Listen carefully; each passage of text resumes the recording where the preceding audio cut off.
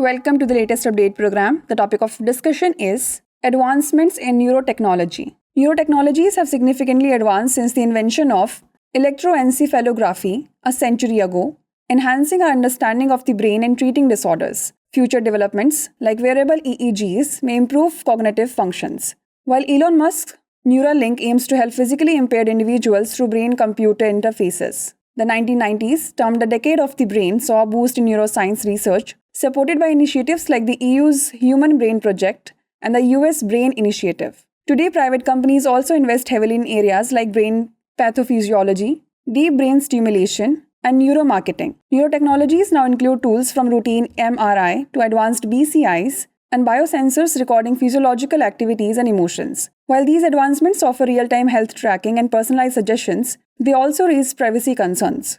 Data collected from smart devices could lead to increased surveillance by employers and other entities, potentially infringing on mental privacy and the right to think freely. Neuroethics addresses these issues, emphasizing the ethical use of neurotechnologies. Guidelines from the OECD and UNESCO highlight the need to safeguard brain data and anticipate misuse. Some countries like Chile have begun recognizing neuro rights legally. As technologies evolve, international efforts, including UNESCO's upcoming global framework, aim to ensure ethical standards and protect fundamental rights. Now it's the time to test your knowledge. The question is, what was the 1990s known as in the context of neuroscience? Decade of the brain, neurotechnology boom, brain revolution, or neuroethics decade? Send the answer to this question in the comment section. Thanks for watching.